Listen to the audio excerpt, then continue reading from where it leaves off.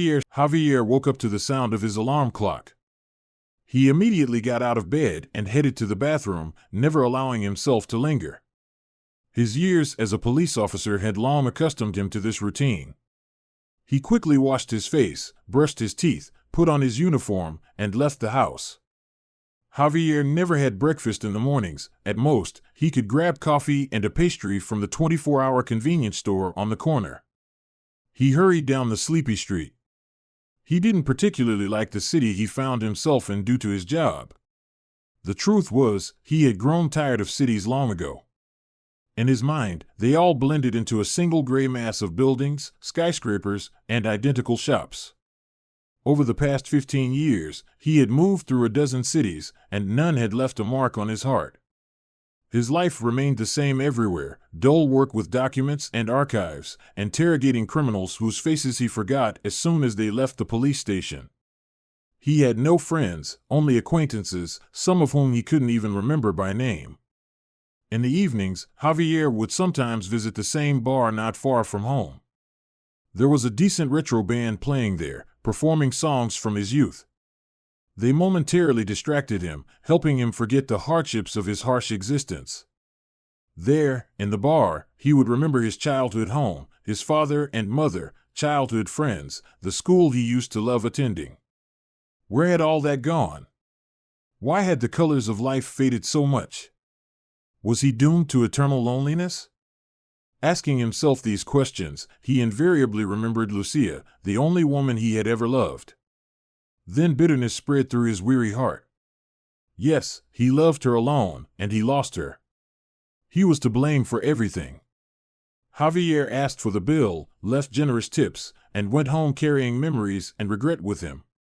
That morning was gray and misty.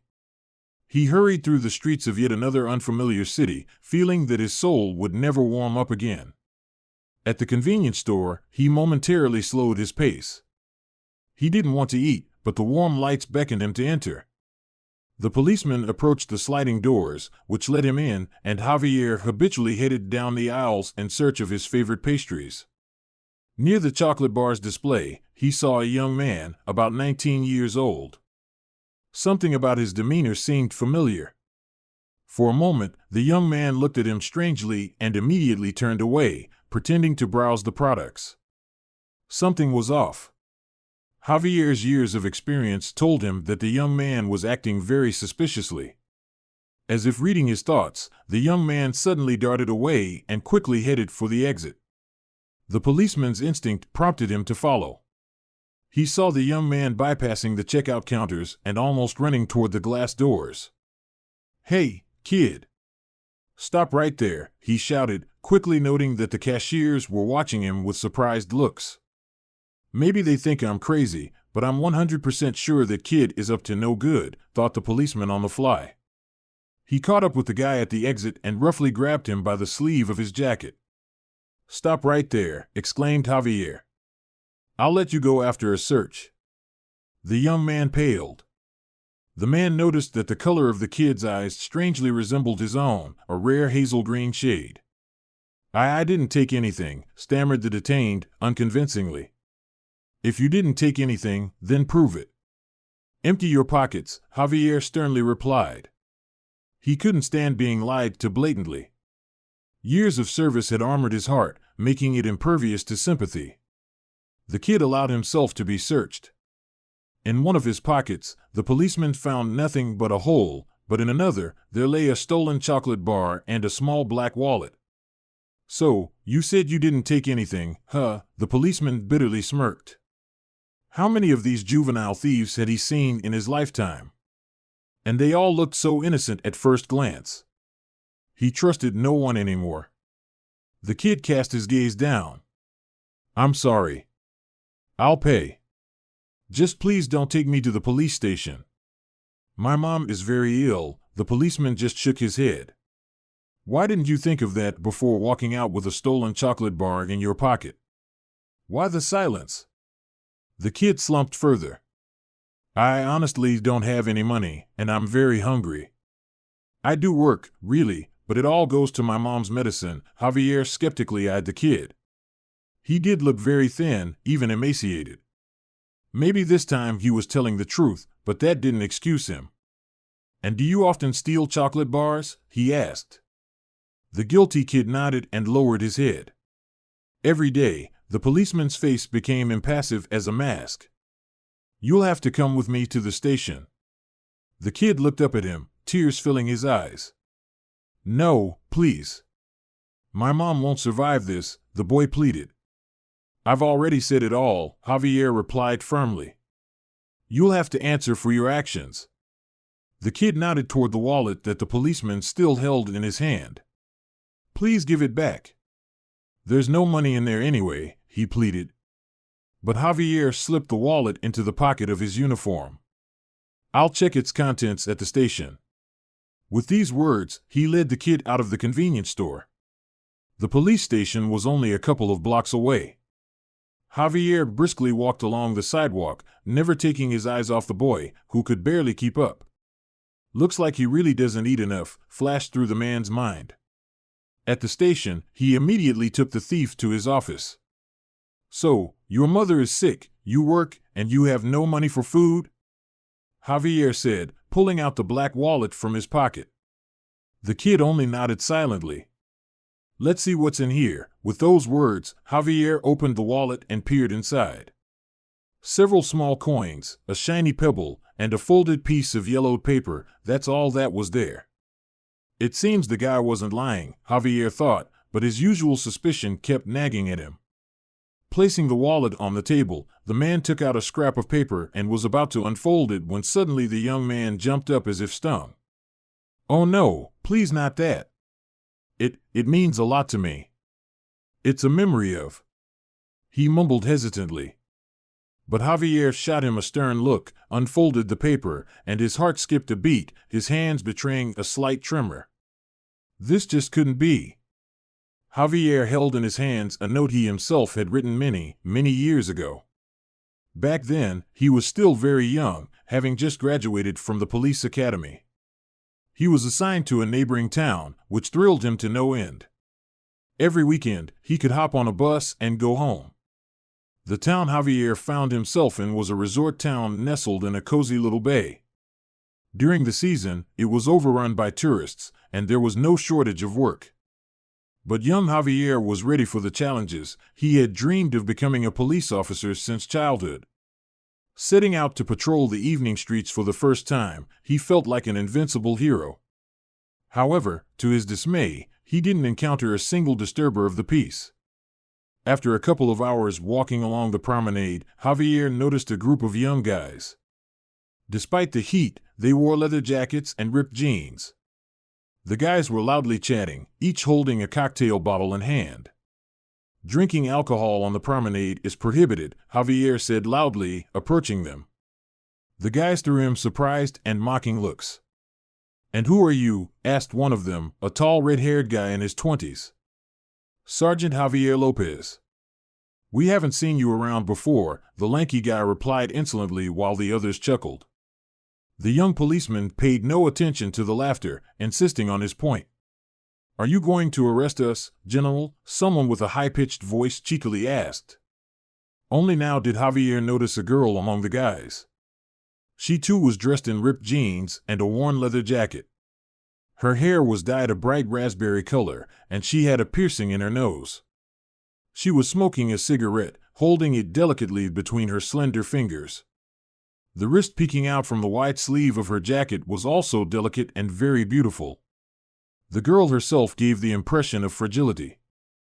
Javier suddenly felt the desire to protect her.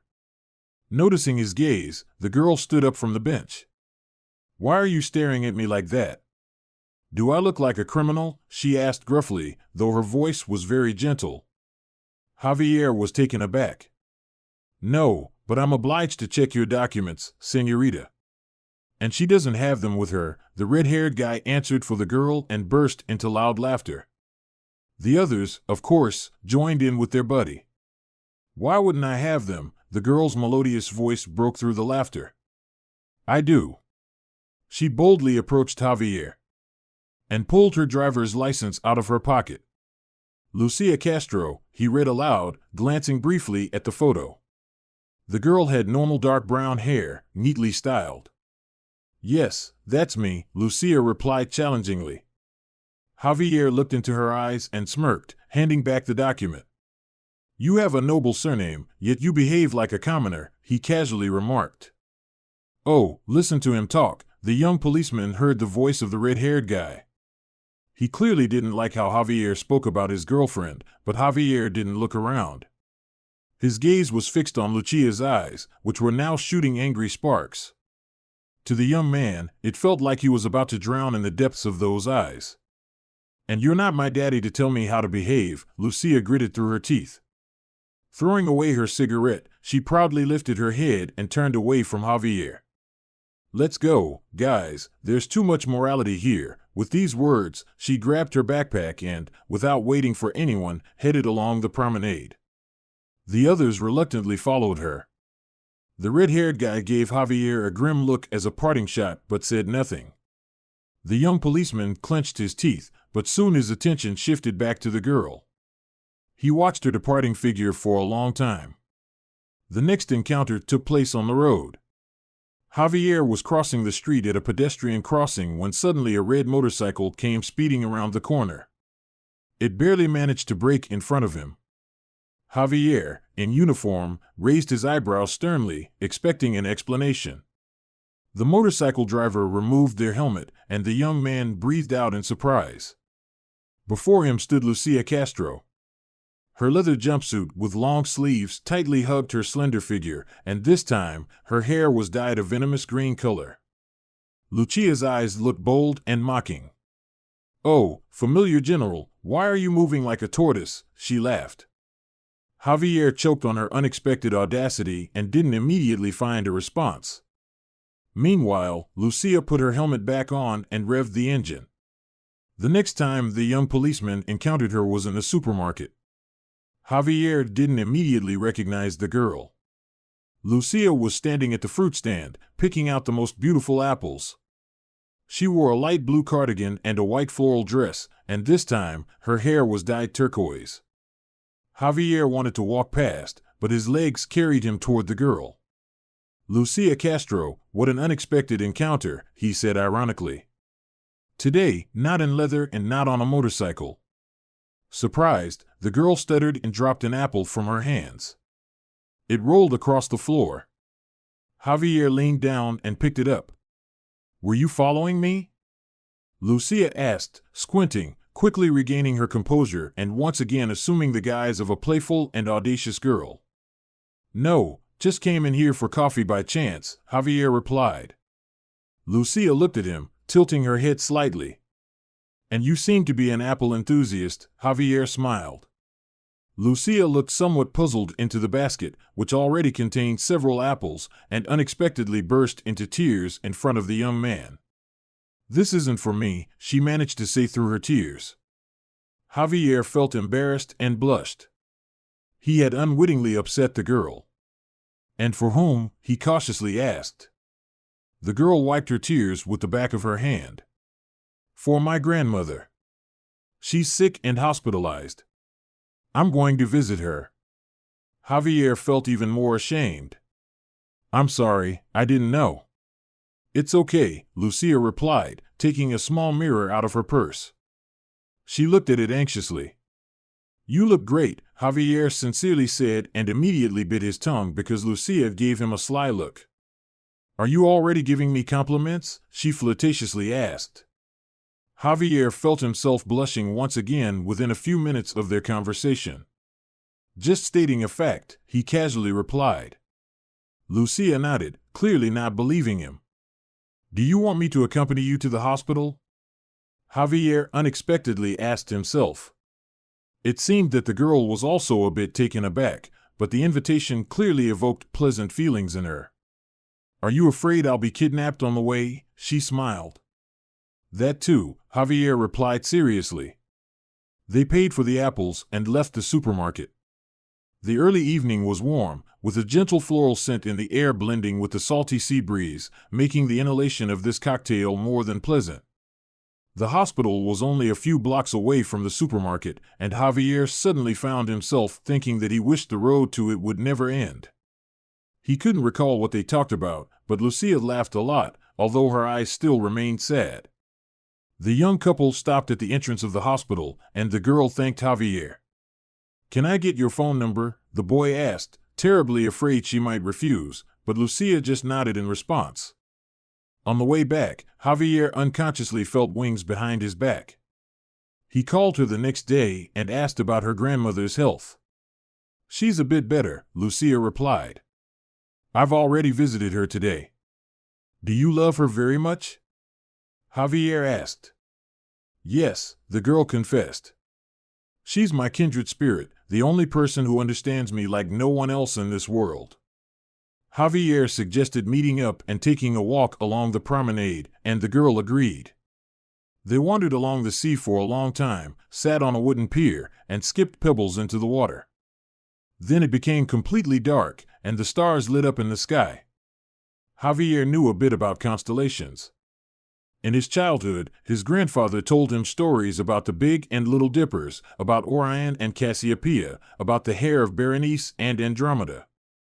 The young man told Lucia some of them. The girl listened very attentively and tried to find these constellations in the sky. "You know so much." "It's very interesting with you," she admitted. "Shall we meet on the weekend?" Javier took her hand and shook his head. "I'm sorry, but I'm going home for the weekend." Lucia nodded understandingly. Javier thought for a moment, and an idea came to his mind. However, summoning the courage to say it out loud was quite difficult. "But if you want, I can take you with me," the boy finally exhaled. Lucia looked at him in astonishment. "Do you want to introduce me to your parents?" "Why not? They're quite fun people, and you'll see my home," Javier said, his heart pounding. Lucia silently pondered the offer for a few moments. "Okay," she said, "just tell me what's your parents' favorite color?" "Why do you ask?" Javier wondered. "I'll dye my hair," Lucia laughed, and the young man smiled in return. He felt surprisingly good. The trip couldn't have gone better. Lucia appeared at the bus stop in a simple blue dress with small polka dots. Her hair was a natural dark reddish hue, and on her nose, the young man no longer saw a piercing. Javier realized it was only an imitation. They sat side by side in the front seat, and part of the way, Lucia dozed off on the young man's shoulder. When they arrived, the parents met them at the bus station. Javier introduced them to Lucia, and by the joyful expressions on their faces, he could tell that they really liked the girl. Everything was perfect: delicious home-cooked food, relaxation in the shady garden, a stroll through the nearby fields together with Lucia, where they lay side by side for a long time, inhaling the honey scent of flowers. The girl made wreaths for herself and Javier, and the lovers resembled two children. So carefree and joyous was their day. Overwhelmed by emotions, at some point, Javier felt that poetry was pouring out of him. He pulled out a scrap of paper from his bag and an unknown pencil stub from somewhere and wrote them down. Then he discreetly tucked the note into the pocket of Lucia's sleeping dress. 20-some years had passed since then, and right now, Javier, standing in front of the young thief in his office, held that very scrap of paper in his hands. "Please return it," the boy pleaded tearfully. "This note belongs to my mother." Javier looked at the boy with sightless eyes. "Your mother?" he echoed. "Yes," the boy confirmed. "So, will you give me the note back or not?" Javier carefully rolled up the scrap of paper, put it back into the wallet, and handed it to the boy, who promptly tucked it into his pocket. For a while, the policeman remained pensive. "And what's your mother's name?" he asked hesitantly at last. "Lucia," the boy replied. "Lucia," Javier repeated softly. There was a long silence. The boy looked at the policeman bewilderedly, as if the sudden change in him took him by surprise. There was no trace of his previous confidence and assertiveness. "So, you say she's sick?" Javier whispered. The boy nodded. "She's been in the hospital for several months already," he murmured quietly, avoiding eye contact. Javier felt his legs weaken. He pulled a chair towards himself and sat down. "And how long have you been living in this city?" the man asked haltingly. Since I was born, if I'm not mistaken, the boy answered, raising his gaze to the policeman. Javier sighed heavily, then he stood up and paced around the room as if pondering something. Listen, what's your name, at least? He asked the boy. Leo, he replied. It's short, but my full name is Leonardo. The policeman stared at the boy, shocked. That's why he seemed so familiar, the same eyes, the same hair. Leo was simply a copy of himself in his youth. Javier's head spun. What he realized just didn't make sense to him. How could this even be possible? Could this young thief be his son?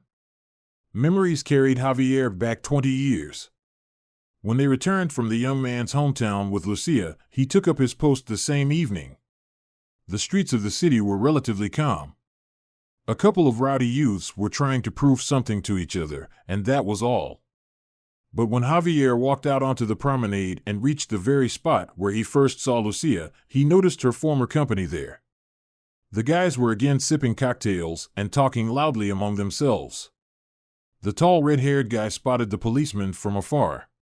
Ah, our dear Lopez has arrived, he shouted. The whole group gathered and moved closer to the leader. Javier sensed trouble but didn't show it. They wouldn't attack a law enforcement officer, he thought.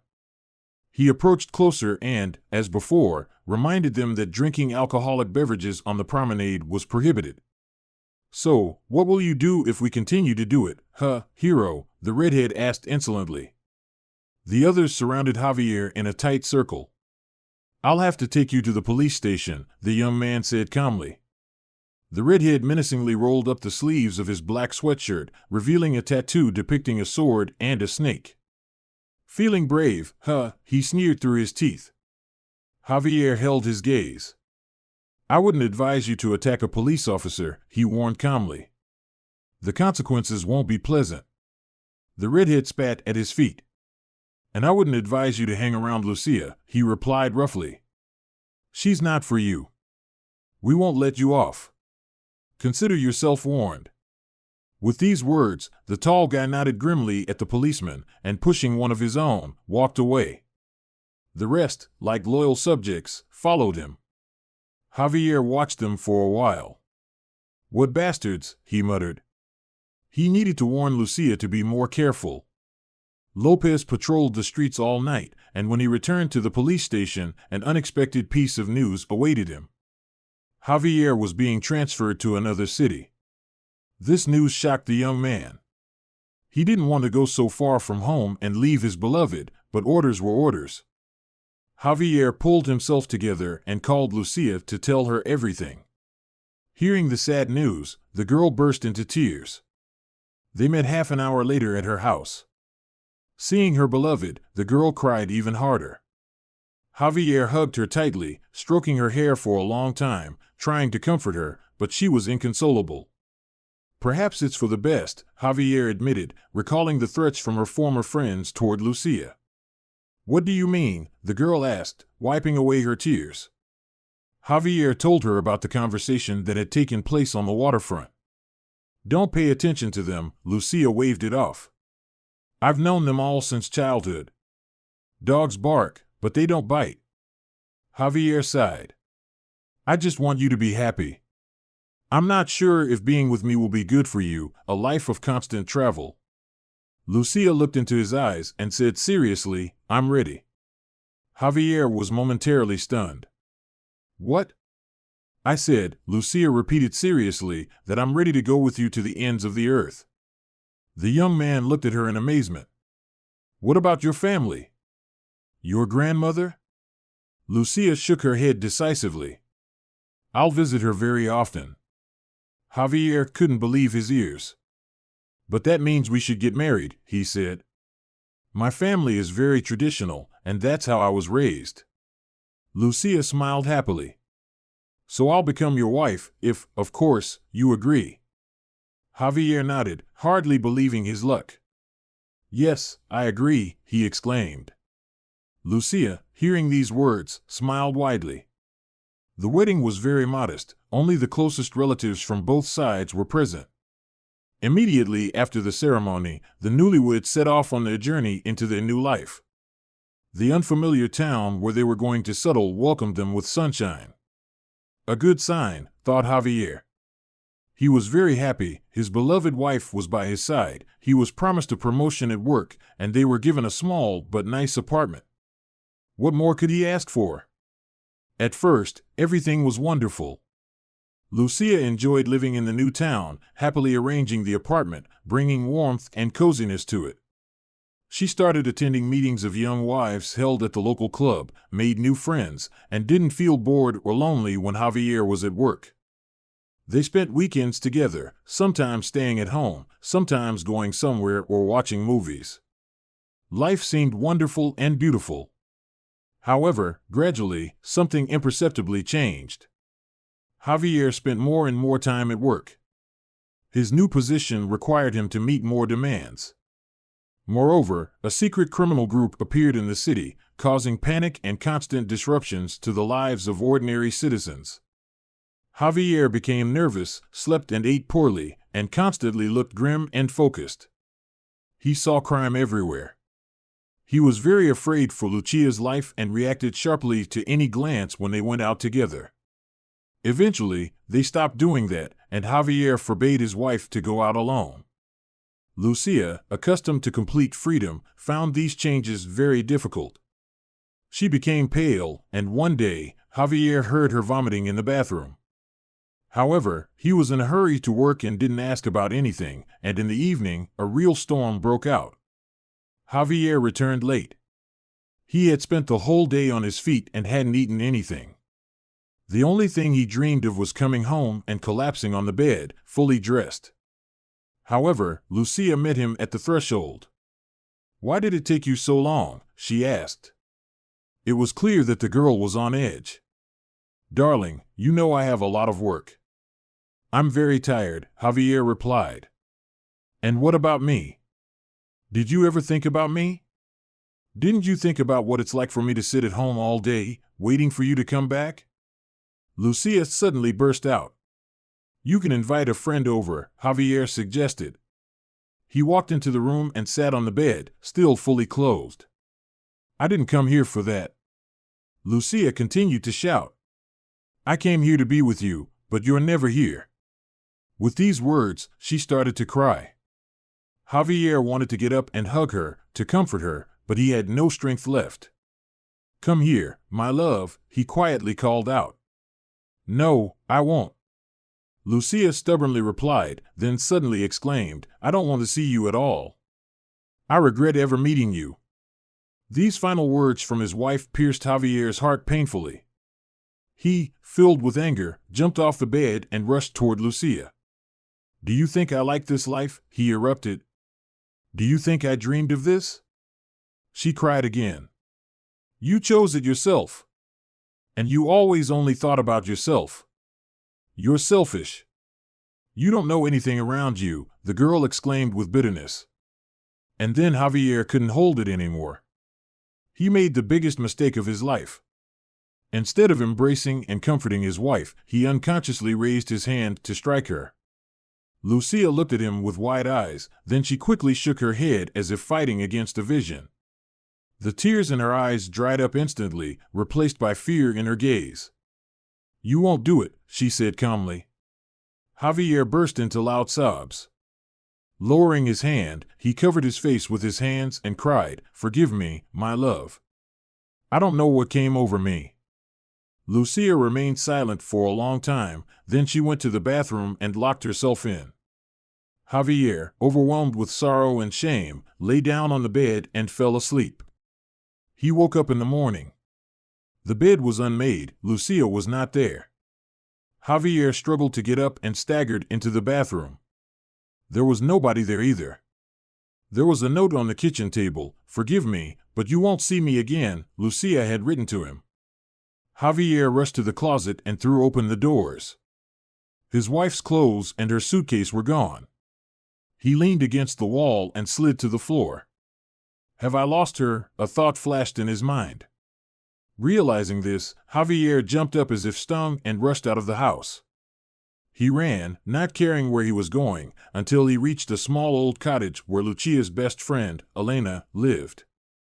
Javier started banging on the door with all his might. After a couple of minutes, it swung open, and Elena's husband, Carlos, appeared at the threshold, looking alarmed. "Javier, what's wrong? You look terrible," he exclaimed. "Lucia," Javier panted. "Is she here? Don't think about hiding her." But Carlos just shrugged. Sleepy Elena appeared behind him. Seeing the young policeman, she became worried. "Javier, what's wrong with Lucia?" she quickly asked. "No, I don't know," he replied bewilderedly. "She's gone.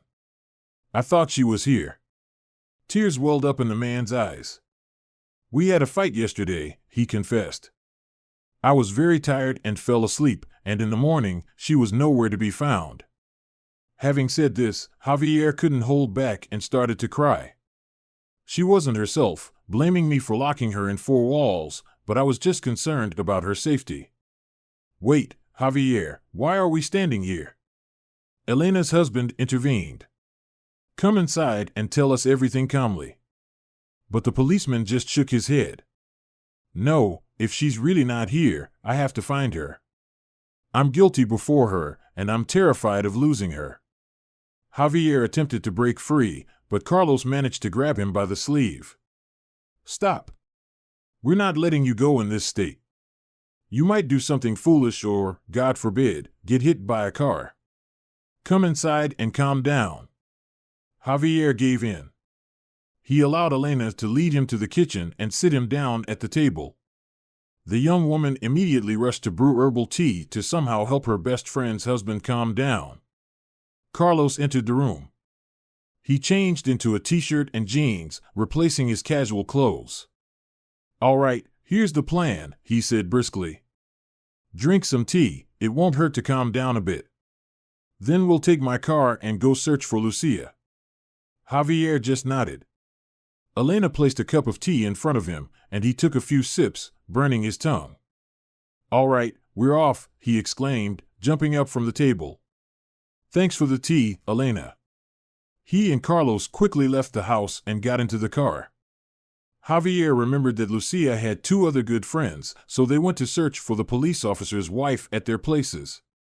However, neither of them knew anything about the girl. "I haven't seen Lucia in so long." "She's always at home," said one of the friends.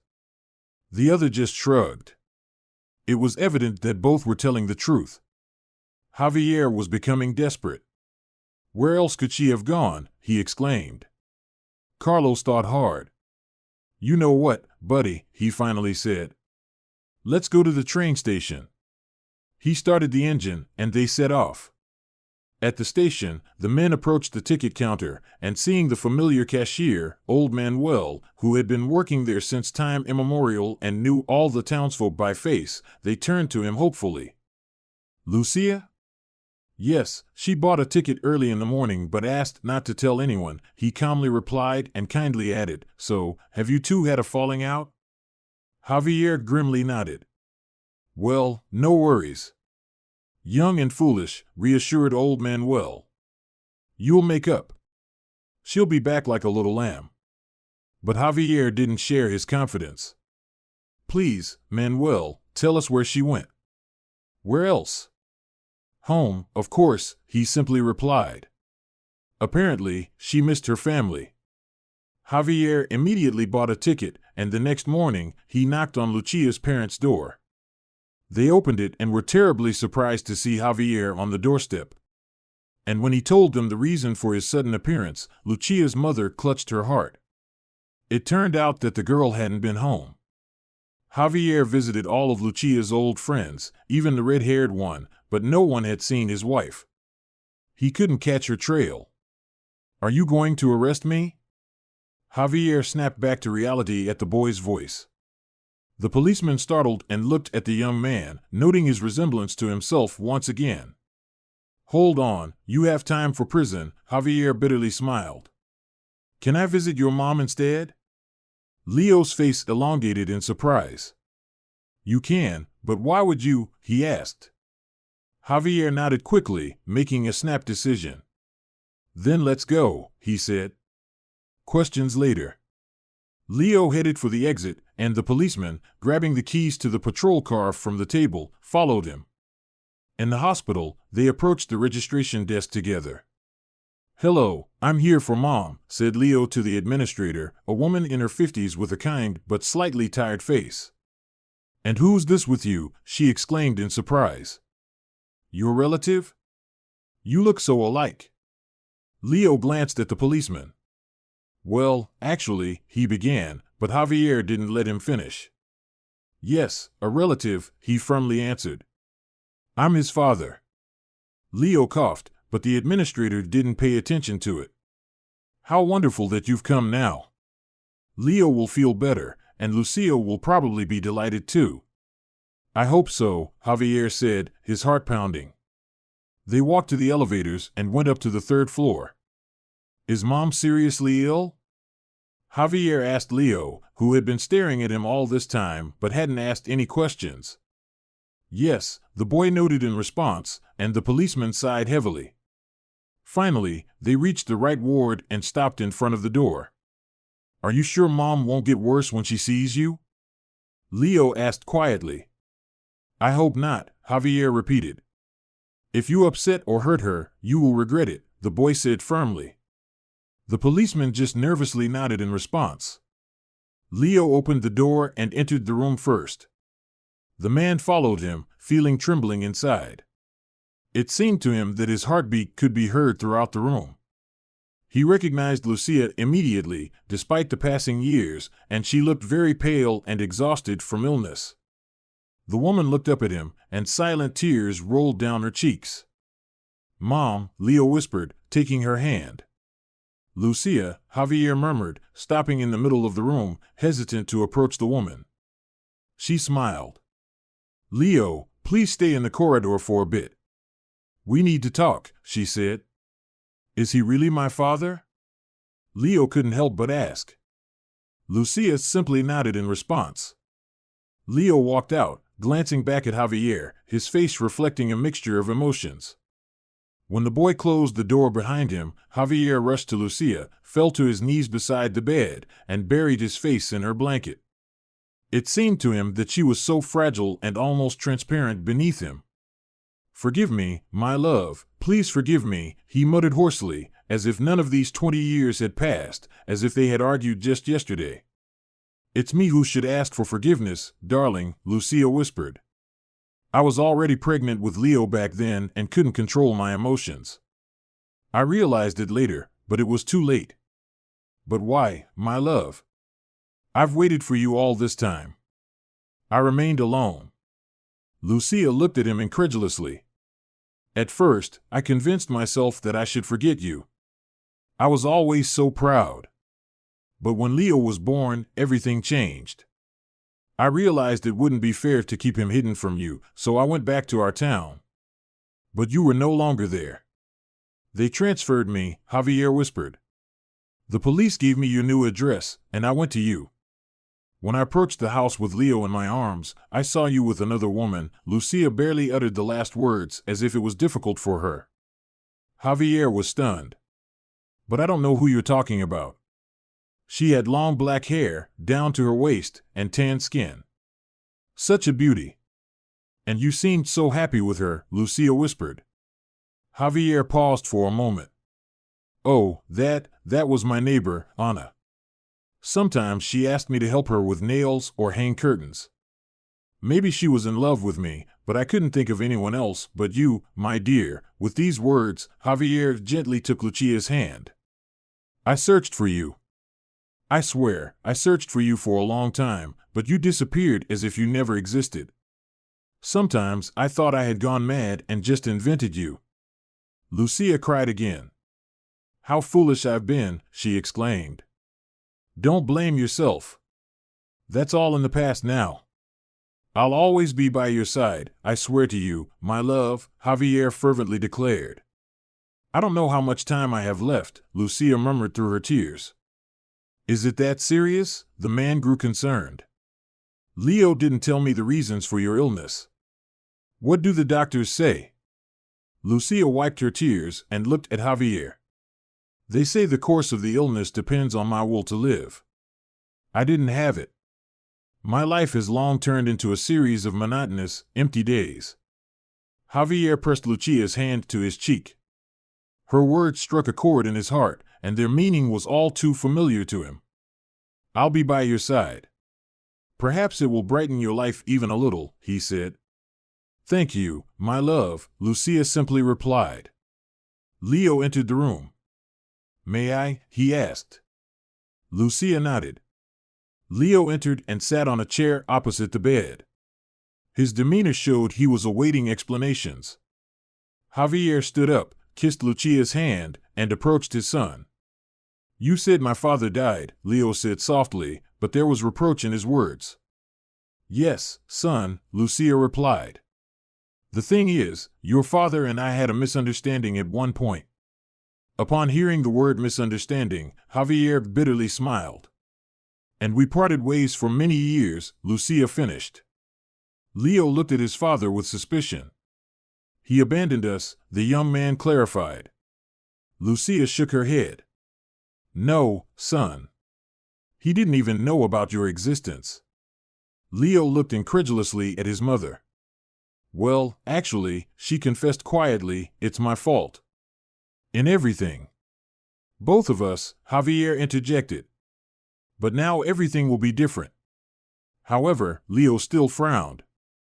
But just this morning, you practically dragged me to the police station, he grumbled. Lucia clutched her heart. What? Oh, and I didn't even ask how you two met and how Javier ended up here. I was so upset. Javier sat on the edge of her bed and took her hand again. Calm down, Lucia. Leo is not in danger. It was a mistake. With these words, he looked meaningfully at his son. Leo crossed his arms with a proud look, all like mother, the policeman thought contentedly. Well, it's okay. We'll make friends yet. Javier arranged with an acquaintance to take Leo to work in his business and teach him everything. Now, thefts from supermarkets were over for good. Every day, Javier visited his beloved wife in the hospital, and with each visit, Lucia noticeably improved. A blush appeared on her cheeks, and she started to take walks in the cozy green courtyard, something she had never done before. The nurses and doctors couldn't be happier with the improvements in the patient's condition. She's glowing with joy, they said to each other. That's what love does. Once, Javier arrived at his beloved's place in his official car, and having made arrangements with her attending physician, took Lucia for a ride. They headed out of town. The weather was wonderful, with bright sunshine illuminating the day. Javier parked by the edge of a large field where yellow flowers were blooming. The air was pleasantly scented with honey. Lucia took a deep breath for the first time in a while and laughed. It feels just like when we first went to visit your parents, she smiled. Yes, even the sandwiches are the same. Just this time, it's not my mom who made them, but me, Javier replied. It seemed to him as if they had magically traveled back 20 years. They walked around the field for quite some time. Then Lucia began to feel tired, so Javier spread a blanket on the grass. They ate sandwiches and drank coffee from a thermos and then lay down side by side for a while. I'm so happy, whispered Lucia. Me too, Javier replied softly. Lucia turned to look him in the eyes. You know, she smiled, it seems like the thirst for life has finally returned to me. That means everything will be okay soon, Javier murmured, kissing his beloved dear.